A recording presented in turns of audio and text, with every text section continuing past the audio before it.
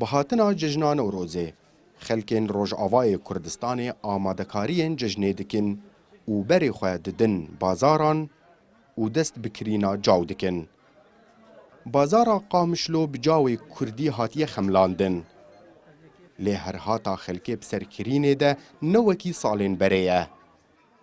Keç li bazarê digerin, lê dibêjin hemî beşên caw buha ne û karînên wan tune ne got bi vî nirxê buha cilên Kurdî çêbikin. Ji ber wilo beşek mezin ji xelkê diçin bazarê û vala ve digerin.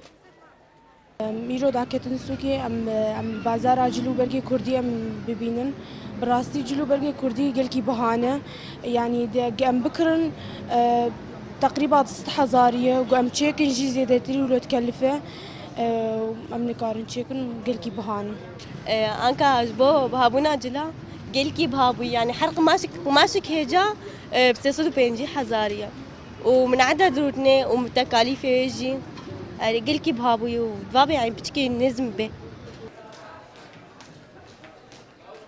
Kirîn û firotina caw bi dolarê Amerîkî ve girêdaye û nirxê dolar jî beramberî lîreya Sûrî roj bi roj bilind dibe.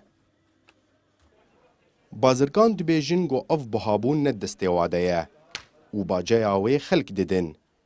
Ji ber got ew bi dolar dikirin û neçarin li gorî dolarê heyî bifroşin û ev yek barekî giran e ser milê xelkê. Nemaze kesê fermanber got mûçeyê wî yê mihane têra cilekî nake. اسبابي بهابوني حمو قريداي بدولار ايرو دولار بري اسبوعكي دولار ب 6800 ايرو دولار 4800 يعني فرقاينا حفصد ورقه الدولار كده كنت تمتروكي تبدا دولار قريب ايرو بو تبدا مواطن متراي ب 10 دولار 15 دولار 15000 ملتي ما سوري راتبي تنيا تشتكي تنيا دولاري تننا الا هناك يزاروكي واجدر بن اريكاري باربكن اما ايدي فقيره ويشبكن Salane li Rojavayê Kurdistanê amadekariya Newrozê tê kirin. Wekû cejnek netewî ji hemî gelê Kurd re. Lê îsal rewş cuda ye. Rewşa aboriya xelkê lawaz e. û bi sed hezaran koçberên serê Kaniyê û Efrînê jî hene.